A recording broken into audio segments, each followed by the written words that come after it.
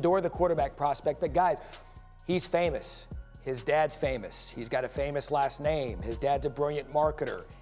In some way, did that catapult him into a conversation of where mock drafts were saying, oh, it's Shedeur, he's a first-round pick? Well, you must not watch social media. I wasn't as surprised as I was pissed off. I mean, like, cause I'm a Steeler fan. Leadership, maturity, right? And so all of those things normally go into the quarterback evaluation. But what just happened to Shedeur Sanders has Deion absolutely shaken, because Ryan Clark didn't hold back. In a bold truth bomb that no one saw coming, Clark just exposed what could derail Shedeur's entire NFL draft future. Is this a warning shot or the beginning of something much worse? You won't believe who's really pulling strings behind the scenes. Stay tuned, because what just dropped could change everything for Coach Prime's son, and it's not looking good. Where do you predict Shedeur and Travis going in the draft? Top 4. That's pretty beautiful. Anywhere from 1 through 4.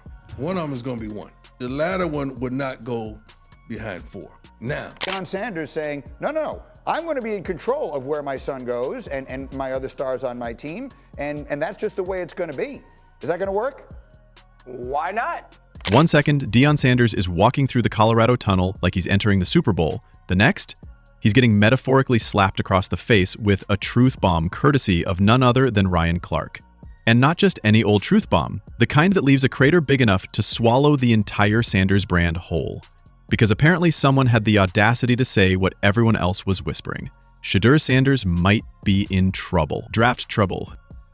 Maybe it's my algorithm, but I see Shiloh and Shedeur more than I've ever seen any undrafted guy or fifth-round guy on social media in the history of Instagram, Threads, Twitter, X, whatever it is. Like, those dudes are everywhere. And they caught some of Deion's strays, right? Deion had a level of greatness that was untouchable, right? Deion could say, yeah, I'm not interviewing with these people because I'm not gonna be there in the draft. Deion could say, hey, I already ran 140. I ain't effing with no more of this testing because y'all already know I'm top 5 and it ain't tripping. Watch the film, know who I am. That's the difference between, I think, Deion and who his kids were. And yes, that Shedeur, the guy with the golden arm, iced out wrist, and a quarterback rating higher than most people's credit scores. The Prince of Prime, the prodigy in progress, the walking billboard for luxury luggage and dad-managed hype. And now, he's at the center of a swirling storm of questions, courtesy of a man who knows what NFL locker rooms really think.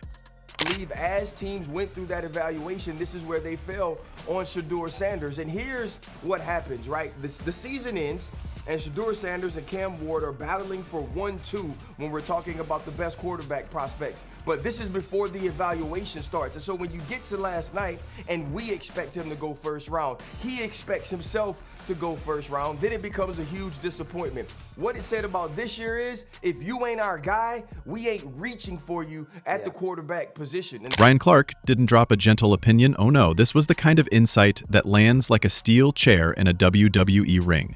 Direct, unflinching, and deeply inconvenient for Team Sanders. Because while Deion's been busy flipping rosters like real estate agents flip foreclosures, Ryan was somewhere sitting back, watching all this primetime propaganda and thinking, wait, is anyone going to talk about the elephant in the Gucci tracksuit? Will you step in Eli Manning like, Deion Sanders like, to the point where like you told him, hey man, I ain't taking that psych test with the Giants. I followed you after that. I said I wasn't taking it either.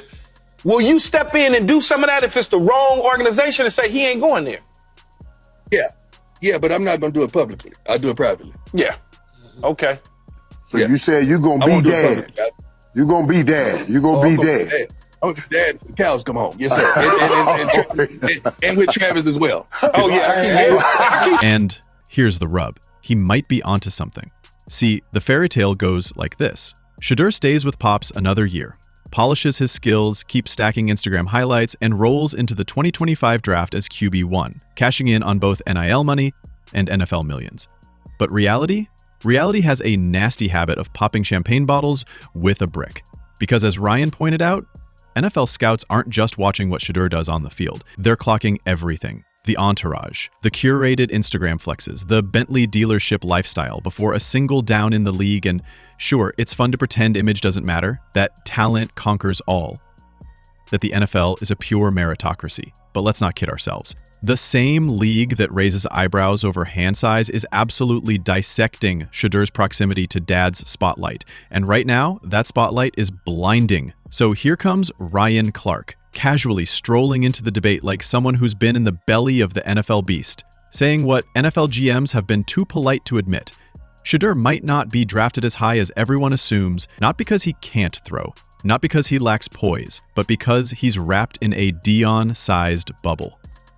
They don't want to have a quarterback coming in and they got to worry about his dad making noise about what they're doing, how they're doing it, how effective they are or are not. Right. All of those things come into play. And then ultimately, you know, you're an executive and you've got chosen a coach, but the audience is clamoring for dad to come coach his son and all of this other stuff. All of those things are things that an executive or an ownership group is going to be worried about because they're about having control over their own product. And let's be honest, Deion isn't exactly subtle. The man has charisma levels that could jumpstart a dead Tesla. But that kind of dominance doesn't translate well when you're trying to convince a team to hand over the keys to their multi-billion-dollar baby. NFL front offices, they want a CEO, not the co-star of a documentary series. Meanwhile, Deion's response to all this is the kind of commentary that reshapes perception. Because when someone like Ryan Clark says it, people listen, not Twitter randos, not barbershop analysts, real people in real boardrooms who make real draft day decisions. And here's the dangerous part. Once the idea is out there that maybe Shedeur is more sizzle than steak, more spotlight than substance, you can't put that toothpaste back in the tube. Every analyst will now go back and re-watch those Colorado games, not for what Shedeur did, but what he didn't do. Every sideline camera shot will now be interpreted through a new lens. Is he checking his wrist for a play call or just admiring the Rolex? What about the plan for Shedeur, who could be first overall? What's your plan here, your draft plan? I just want these guys happy, man. I just want them happy with the right situation to soar. Unfortunately, they're so good that they're going to go to a team that wasn't that good the prior year. But that could all change with an announcement of their names. Do you have a spot that you want Shedeur to go to? That you're not? No. You don't have one. You know what his goal is? To go before I did, and he's going to eclipse that because I was fifth pick. He's certainly going to be one or two or what. And it gets worse because the 2025 QB draft class, it's not weak. Caleb Williams is gone, but the talent pool is deep and churning. Carson Beck, Riley Leonard, and a name that's got marketing execs and ESPN interns salivating, Arch Manning. Imagine being the quarterback who gets passed over because someone wanted a Manning instead of a watch collection. And let's not forget the most ironic twist of all. Shedeur might actually be more NFL ready than most of them. Mentally, he's sharp, composed, battle-tested. He's faced elite defenses, overcome a horrific O-line, and played under the kind of media pressure that would make seasoned pros melt. Shedeur might be QB1, but in the public eye, he's still QB2 to Dad's media empire. And while staying another year makes sense on paper, more experience, more reps, another season to shine, it also opens the door to disaster. One injury, one bad season, one PR misstep, and suddenly that first-round projection turns into a second-day coin toss. Just ask Matt Barkley how that worked out. It's a completely different ball game. So for Shedeur, it was, okay, the film isn't all there. Okay, his attitude on the field, they have to consider that. Then do we want to deal with the baggage? I think that's why he fell so far, because they were like, you know, yeah, we can work with some bad film, we can develop him and everything else. But maybe the scariest part is that Deion might not even see the trap. When you're used to being the show, it's hard to notice when your spotlight starts casting shadows. And right now, Shedeur is playing quarterback in a reality show, not a football program. And the NFL, they're not subscribing to the primetime streaming service. They want meat and potatoes quarterbacks. They want quiet killers, guys who let their game scream while their Instagram stays on mute. And as it stands, Shedeur is doing the opposite. His game is elite, sure, but the narrative? Loud, flashy, complicated. So when Ryan Clark dropped his little commentary grenade, he wasn't just being spicy. He might have built the biggest brand in college football, but in doing so, he may have accidentally shrink-wrapped his own son. So what happens now? Does Shedeur stick around for another year of social media clips and sideline sermons? Or does he pull the parachute and declare, hoping someone in the NFL sees through the fog and remembers the kid can actually ball? Who's in the pudding now? I understand Prime being upset. Prime's quarterback's son being drafted, it's unprecedented. He brings a lot of attention. The teams didn't know how to deal with a kid like that that's already set for life and has a little something to him. And they wanted a little more meek and accepting. No, that's not Shedeur Sanders. That's not Prime. That's not Shiloh. That's not Bucky. That's not the Sanders. The stakes couldn't be higher. Because once this narrative takes root, it grows fast. Suddenly, every mock draft starts listing Shedeur lower and lower, not because of his game, but because of everything else. Suddenly, he's not the safe pick, he's the complicated pick, the one who might come with dad, cameras, and a documentary crew. And NFL GMs hate complications more than they hate missing on a kicker in the 4th round. And let's not kid ourselves. The NFL is a boys' club wrapped in spreadsheets and paranoia. They don't want to manage drama, they want to draft robots. And right now, Shedeur looks more like a celebrity quarterback than a plug-and-play leader. But maybe that's the irony of all ironies, that Shedeur, for all the distractions, is that guy, that even kings get rattled. And right now, Deion Sanders just heard the first crack in the crown. And now we hit the part no one wants to talk about, but everyone is whispering, what happens next? Because if Shedeur Sanders does end up sliding in the draft, the fallout won't just hit him, it could boomerang straight back to Deion Sanders. People just hate what was going on in Colorado. People hate Deion's path. People hate that he went out there and caught a whole wave. People hate that he signed his contract. People hate that he got his one son following him around with a camera. People hate that he didn't go through the traditional coaching path. People hate that he got his son. People hate that he took Travis Hunter from somewhere else. People hate that he influenced Deshaun Jackson, Michael Vick, and all these other dudes to get into coaching. People hate it, bro.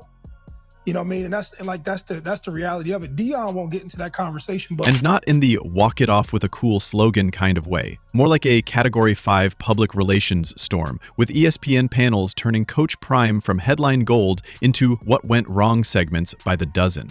See, this is bigger than Shedeur's throwing mechanics or pocket presence. This is about the Prime effect, the megaphone Deion carries around 24/7, blasting hype and highlight clips like a football DJ who never learned how to lower the volume. That swagger, that flash, it worked wonders in Boulder. For ratings, for recruiting, for merch sales. But in NFL war rooms full of ex-linebackers in beige suits who still wear analog watches, it reads a little differently. They start wondering, is this kid coming with his own Netflix crew? His own PR handler? His own dad calling plays from the family group chat? That's the brand baggage. It's not that NFL teams hate personality, but they love control, structure, silence. Really think about it. Outside of his dad's orbit, stripped of the spotlight, Shedeur could be evaluated the way any top quarterback should be. For the tape, the poise, the accuracy, the ability to command a huddle with his voice, not just the family name. Remove the noise, and suddenly you've got a clean slate. We've lost sight of what can be the simplest thing, is maybe there's just a bunch of NFL teams that didn't think he was that good. And maybe there were a few teams that were on the fence about him, and the tiebreaker was that he didn't kill it in the interview. And then it turns into all of these other things, like these cryptic people at work trying to damage a kid's name. And it's like, maybe it's not that. Maybe it's not that nefarious. Do you really actually think that all of these people are out to get Shedeur Sanders? Or did the NFL at times, which they're very good at doing, collectively telling us what they think about a player, whether it's in free agency or the draft? And Shedeur, unfortunately for him, with all the hype, is incredibly disappointed. And don't forget, Shedeur's good. Like, legit NFL talent is good. This isn't just some legacy admission to the big leagues. He's got touch, deep ball strength, a sharp football IQ, and the ability to improvise without melting into chaos. The question isn't whether he belongs in the league, it's whether he's being packaged like a player or a product. Because if teams start to treat coaches' kids like preloaded drama, it won't stop with Shedeur. It sets a new precedent. Any future quarterback with a famous dad better prepare for endless press conferences about separating yourself from the family image like it's a therapy session in cleats. Which brings us to the ticking time bomb. And if that happens, we're not just talking about a slip to the second round. We're talking about narratives hardening, teams branding him as too polished, too packaged, or even worse, too attached. So that's it. It's over, it's done, it's finished, just like that. this kid gets picked in the 5th round, and the NFL is not going to come on and give us an explanation what happened? like we're all a bunch of dummies just sitting around. Like, you're not going to tell us why this kid didn't get picked in the top 5 picks? I mean, this is just insane. I can't believe nobody's got the balls or the courage to come in front of TV, on a mic, and come and tell everybody this is the stance and this is why that this happened in the National Football League. It's not a fall, that's a freeze. Quarterbacks can't just be good. They have to feel like leaders you can build a franchise around. And if the spotlight never leaves, it can be blinding for everyone else in the room. So here's the mic drop. The clock's ticking. If Shedeur gambles on another year under Dad's spotlight, will he cash out or crash out? Because this story isn't just about one kid trying to make it. It's about legacy, perception, and whether NFL decision makers are drafting the player or dodging the show. So you tell us, was Ryan Clark just being honest? Or is he trying to protect the league from a ticking time bomb wearing a Louis Vuitton playbook and a Rolex smile? Because Ryan Clark didn't just make a statement, he drew a line.